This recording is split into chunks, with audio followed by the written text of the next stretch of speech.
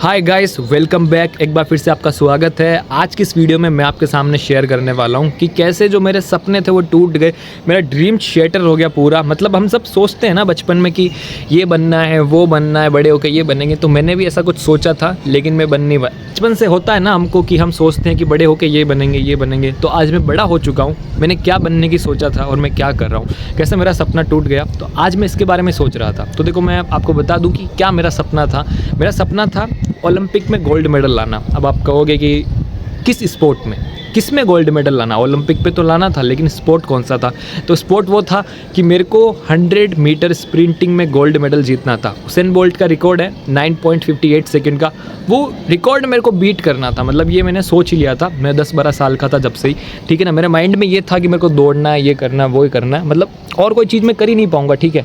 और जब ये बात मैं 10 या 12 साल का था, तो मैंने क्या किया, अपने मम्मी पापा को बताई थी। तो पापा ने कहा तो चुपचाप पढ़ाई कर ले, ये बस की बात नहीं है। बिल्कुल मतलब डांट नहीं देते, उस तरीके से कह दिया था। मम्मी को बताया तो मम्मी ने भी यही कहा कि बेटा पॉसिबल नहीं है, ये नहीं है, वो नहीं है। तो उस टाइम मेरे को याद है, मैंने कहा था क्यों पॉसिबल नहीं है मम्मी? आदमी कुछ भी कर सकता है, इंसान कुछ भी कर सकता है। सोचो किसी ने आपको किडनैप कर लिया और उसने कहा है कि ओलंपिक गोल्ड मेडल जीत के ला, वरना तेरी मम्मी को मार दूंगा। मैंने ऐसे ही कहा था, अगर ऐसी कोई सिचुएशन आई तो मैं क्यों नहीं जीतूंगा, मैं जीत लूँगा, है ना। तो मेरे को पूरा ट्रस्ट था मेरे पे, कि मेरे को लगता था, अंदर से एक आवाज़ आती थी कि हाँ ये बहुत मुश्किल है, बहुत हार्ड है कि ओलंपिक में गोल्ड मेडल जीतना, वो भी 100 मीटर स्प्रिंटिंग में, ठीक है ना। और वो भी उसेन बोल्ट का रिकॉर्ड बीट करना, ये बहुत हार्ड है। लेकिन अंदर से, मेरे दिल से कहीं ना कहीं से एक आवाज़ आती थी, हाँ this is possible, this is possible, या दिस इज़ पॉसिबल है, मैं कर तो सकता हूँ, ये मेहनत लगेगी लेकिन कर तो सकता हूँ मैं। तो जब मैं 12-13 साल का था ना, जब मेरा शुरू में ड्रीम था, तो मैं उसेन बोल्ट के पोस्टर लगाए मैंने मेरे फ़ोन में। एक छोटा सा फ़ोन था मेरे पास, सैमसंग J2 मेरे हिसाब से। तो उसके वॉलपेपर लगाता था मैं, और जैसे तैसे मैं थोड़ी बहुत तैयारी करता था, ठीक है ना। दौड़ता था सुबह शाम। लेकिन जैसे मम्मी पापा को पता चला, उन्होंने मेरे को बहुत डांटा, ये डांटा, फिर मैं रुक गया, ठीक है। फिर आते हैं जब मैं वापस 15 या 16 साल का हो गया था, ठीक है ना।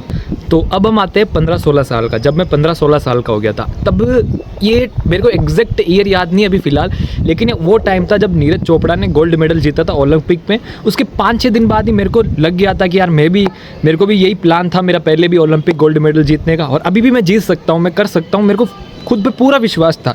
मेरे दिल से, अंदर से एक आवाज़ आती थी कि भाई कर सकता हूँ, मैं कर सकता हूँ, ठीक है। तो सबसे पहले मैंने प्लान ये बनाया कि अब करना तो है ही है, अब मेरे को करना यही है, मैंने सोच लिया था। तो सबसे पहले ये था कि घर वाले तो सपोर्ट करेंगे नहीं, मैं घर छोड़ के भाग जाता हूँ, ये मेरा पहला प्लान था। तो हमारे पास में है ना, मैं राजस्थान से हूँ, तो सबसे पास में जो बड़ा शहर था वो जयपुर था। तो मेरे को लगा जयपुर में जो है क्रिकेट की इतनी बड़ी बड़ी अकेडमियाँ हैं, तो इसकी भी कहीं ना कहीं होगी, स्प्रिंटिंग की भी, रनिंग की भी कहीं ना कहीं होगी, ठीक है। तो जब मैं वहाँ पर गया जयपुर में, मेरा एक दोस्त था मिलने वाला, उसके रूम पे मैं गया। तो वहाँ पर जयपुर में मैंने पता किया कि क्रिकेट अकेडमियाँ हैं, रनिंग की अकेडमियाँ, लेकिन ऐसी कोई स्पेसिफिक अकेडमी नहीं है जो आपको क्या ओलंपिक तक, नेशनल तक लीड कर दे, ठीक है ना। रियलिटी बता रहा हूँ मैं, कोई थी नहीं। लेकिन एक ऐसी अकेडमी थी जो है ना, वो आप क्या कहते हो, एरो है ना, वो एरो वाली सिखाती थी और वो नेशनल लेवल तक पहुंचाते थे, ठीक है। तो वहाँ पर मैंने सोचा कि वहाँ से उनसे थोड़ी जानकारी लूँगा, ये लूँगा। तो उन्होंने कहा कि यहाँ पे जो है स्प्रिंटिंग की है, रनिंग की अकेडमी, उन्होंने मेरे को फिर बताया था, ठीक है। फिर मैंने जहाँ पर उन्होंने बताया था वहाँ पर कॉल करके बात करी, तो उन्होंने जो है अमाउंट इतना ज़्यादा बताया, मेरे बस की बात नहीं थी, ठीक है। और जब मैं जयपुर में आया, मैंने अपने दोस्त को देखा कि वो कैसे रह रहा है, कितनी मुश्किलों के साथ रह रहा है, जबकि उसके घर वाले पैसे भिजवा रहे हैं। तो बिना पैसों के मैं कैसे रह लूँगा? तो मेरे को ये वहाँ पर पता लग गया जयपुर जाने से कि अब जो है मैं ऐसी जो है अकेडमी और कोच वोच जो है नहीं कर सकता हूँ, इतना अपने पास बजट है नहीं, घर वाले सपोर्ट करेंगे नहीं, और घर वालों के पास भी इतना पैसा है नहीं। तो फिर मेरे दिमाग में एक आइडिया आया, मैं वापस से घर जाता हूँ, और घर जाने के बाद क्या करता हूँ, इंस्टाग्राम पे अकाउंट बना लेता हूँ, फेसबुक पे पेज बना लेता हूँ, यूट्यूब पे चैनल बना लेता हूँ, और उस पर क्या करूँगा, मैं ब्लॉग बनाऊँगा और पूरे जो है ऐसे सिस्टम बनाऊँगा, जैसे day 1 I want to be fastest sprinter, day 1 ऐसे करके वीडियो बनाऊँगा। जितने दिन हो जाएंगे, मतलब ऐसी वीडियो बनाऊँगा ना कि डे 1 आज मैं ये करने वाला हूँ, डे 2 ये करने वाला हूँ। लेकिन मेरा गोल क्या है कि मेरे को है फास्टेस्ट स्प्रिंटर बनना है, और जब तक मैं बन नहीं जाता, जब तक मैं वीडियो बनाना रुकूंगा नहीं, आपको दिखाना रुकूंगा नहीं, ऐसा मेरा था, ठीक है ना। तो सिंपल सा मैंने क्या किया, तीनों जो है social media platform, Instagram, YouTube, Facebook पे बना लिया, अपना चैनल अकाउंट सब बना लिया, और वहाँ पर मैं वीडियो पोस्ट करने लगा कि day 1 I want to be fastest, day 2 I want to be fastest. मैंने इतनी ट्रेनिंग करी, ऐसे कर करके मैं वीडियो बनाने लगा। और मेरे माइंड में ये था कि जल्दी से क्या होगा कि इस पे जो है मेरे को लगता था कि मोनेटाइज हो जाएगा और मेरे को पैसे आने लगेंगे, तो जब मेरे को यूट्यूब, इंस्टा, फेसबुक से पैसे आएंगे थोड़े बहुत, तो मेरी दूसरी टेंशन रिलीव हो जाएगी और जो है मैं अपनी ट्रेनिंग पे ध्यान दे सकता हूँ। लेकिन समय बीतता गया, मैं ट्रेनिंग करता गया, 2 महीने बीत गए। अब 2 महीने बीत गए, अब 2 महीने बीतने के बाद क्या हुआ कि बिल्कुल मेरे जो है इतने व्यूज़ नहीं आए, कुछ हुआ ही नहीं। लेकिन एक व्यू आता था, मेरे को पता है यूट्यूब पर, वो आदमी कहता था कि भाई था एक, वो कहता था भाई मैं तेरे को फुल सपोर्ट कर रहा हूँ, बिल्कुल वीडियो डालना रुकना मत, है ना। ऐसे कमेंट आते थे हर वीडियो पे कि मैं देख रहा हूँ भाई तू फास्टेस्ट बनेगा, रुकना मत, ये रुकना मत, ठीक है, ऐसा था पूरा। लेकिन क्या हुआ, 2 महीने बीत चुके थे और अब मैं स्कूल भी नहीं जा रहा था, ठीक है ना। स्कूल में बिल्कुल इंटरेस्ट ही नहीं दिखा रहा था, स्कूल जा ही नहीं रहा था। अब ये बात घर वालों को पता चल गई कि लड़का भाई स्कूल नहीं जाता है, स्कूल से निकल कर एक ग्राउंड पे चला जाता है और वहाँ पर दिन भर दौड़ता रहता है, ऐसे फ़ोन रख के वीडियो बनाता रहता है, ठीक है ना। और बहुत से लोगों ने घर वालों को बात भी बता दी कि आपका लड़का तो अजीब हरकत करता है, ऐसे भड़का भी दिया, जो पड़ोसी होते ना, भड़का भी दिया मेरे माता पिता को।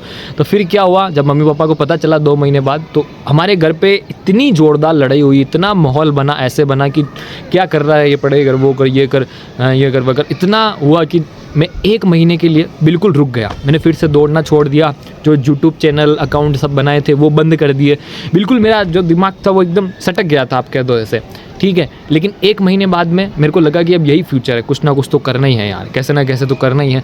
तो 1 महीने बाद में मैंने फिर से तैयारी करी, ठीक है ना। फिर मैंने 2 महीनों तक अच्छी खासी तैयारी करी। लेकिन उसके बाद में क्या हुआ, कुछ हमारे फैमिली प्रॉब्लम हो गई, फैमिली में इंसिडेंट हो गया, कुछ ऐसा हो गया हमारी फैमिली में, मैं आपको बता नहीं सकता। लेकिन अगर कोई मेरे जान पहचान का वीडियो देख रहा होगा तो वो कह देगा कि मैं झूठ नहीं बोल रहा हूँ, ठीक है ना। फैमिली प्रॉब्लम ऐसी हुई कि मेरे पिताजी बहुत दूर रहने लगे, मेरी माताजी बहुत दूर रहने लगी, ठीक है। और कोई भी मेरे को रखने के लिए तैयार नहीं था, ठीक है ना। कि पिताजी ने कहा कि तू मेरे साथ मत रहे, तू निकम्मा है, माताजी ने कहा मेरे को भी तू नहीं चाहिए, तू निकम्मा है। ऐसे मेरे हालात हो गए थे। तो उस टाइम पे मेरे को समझ नहीं आ रहा था मैं क्या करूं, तो मेरे को सब कुछ छोड़ के जो है कहीं पे जॉब करनी पड़ी, ठीक है ना। मैं जॉब करता था, स्कूल जाता था, ये करना पड़ा। और जब ये मैंने किया तो बिल्कुल टाइम नहीं मिला, और फिर माँ बाप को ऐसे देख कर मैं पूरा टूट चुका था अंदर से, ठीक है ना। और जब ऐसे टूटा, वैसे हुआ, सब हुआ, तो 16 साल, 17 साल, 18 साल मेरी उम्र कैसे निकल गई पता ही नहीं चला। फिर जब मैं कॉलेज में आया, कॉलेज में एक दिन 100 मीटर स्प्रिंटिंग की रेस थी, ठीक है ना। 100 मीटर स्प्रिंटिंग की रेस थी कॉलेज में। तो मैंने सोच लिया कि मैं कॉलेज में इस रेस में भाग लूँगा, हो सकता है यहाँ से कहीं ना कहीं मेरे को मिल जाए, ठीक है ना। अब मैंने इंस्टाग्राम, फेसबुक चैनल सब छोड़ ही दिया ना, क्योंकि मम्मी पापा के बीच में ऐसा हो गया था, मैंने आपको बताया ना कि मम्मी दूर रहने लगी, पापा अलग जगह रहने लगे, और दोनों मेरे को रखने के लिए तैयार नहीं थे। मैंने जॉब करना चालू किया और स्कूल भी जाता था, तो कहीं ना कहीं से इन सब में जब फंस गया तो मैंने छोड़ दिया था उस टाइम। फिर अब जब मैं कॉलेज में आया, 18 या 18.5 साल का था, तो कॉलेज में 100 मीटर रेस थी। मैंने कहा ये फिर से मेरा चांस हो सकता, कहीं ना कहीं अंदर से दिल से लगता था, ठीक है ना। रेस थी 2 महीने बाद, मैं फुल जॉब करता था, मतलब फुल प्रैक्टिस करता था और जॉब भी करता था, सब मैं कर रहा था। मेरे को 100 मीटर जीतनी थी, मतलब रिकॉर्ड बनाना था उसमें कॉलेज का, ये था, ठीक है। और जैसे ही 2 महीने हुए, ठीक है ना, जैसे 2 महीनों का टाइम था, 2 महीने हुए, मैं कॉलेज गया। और कॉलेज में मैंने कहा कि इस रेस में, मैंने कहा था, नाम लिखा के गया था मैं, मेरे को भाग लेना, ये लेना है। तो कॉलेज वालों ने कहा कि सर आपका, मेरे को कहा उन्होंने ऐसे ही, ठीक है ना। सर जैसे कहते नहीं कि सर भाई आप अब आए हो आप, हैं, ऐसे कहते नहीं, तो ऐसे ही वहाँ पे कॉलेज के जो प्रोफेसर थे उन्होंने कहा कि सर अब आए हो आप कॉलेज, हैं, आप कॉलेज रेगुलर हो, लेकिन आप रेगुलर बिल्कुल नहीं आ रहे हो, और अब आप रेस्ट के लिए आ गए हो आज, तो ऐसे थोड़ी होगा, आपकी अटेंडेंस ही पूरी नहीं है। और जिस समय मैंने कहा सर प्लीज़ मेरे को दौड़ने दीजिए, क्या है कि मैं जॉब करता हूँ, ये करता हूँ, परिवार में ऐसी हालत है, इसलिए मैं नहीं आ पाया, ये नहीं आ पाया। तो सर ने कहा कि प्रोटोकॉल है बेटा, हैं, प्रोटोकॉल है, अटेंडेंस पूरी होनी चाहिए, वरना तो आपका एडमिशन ही जो है कट हो जाता है। तो ऐसे ऐसे था। फिर मेरा दिमाग इतना ख़राब हुआ कि मैं अगले दिन कॉलेज गया, मैंने कह दिया सर एडमिशन काट दो, मेरे को चाहिए ही नहीं, और अभी भी एडमिशन कट है, ठीक है ना, बिल्कुल साफ है। और उसके बाद में, ये तो सिर्फ 1 साल पहले की बात है, मैं बिल्कुल रुक गया और मैं ऐसे ही यूट्यूब पे वीडियो पे फोकस करने लगा। पता ही नहीं था कि क्या करना है, नो डायरेक्शन। बट ऐसे हुआ मेरा ड्रीम शटर, मेरा सपना ऐसे टूट गया। तो अगर आप यहाँ तक पहुँचे हो तो आप बताना कमेंट बॉक्स में कि आपका भी कोई सपना टूटा है, बिखरा है, तो कैसा फील होता है। तो देखो मेरे को तो बहुत बुरा लगता है, मैं यही सोचता हूँ कि अगर आज मेरा छोटा भाई है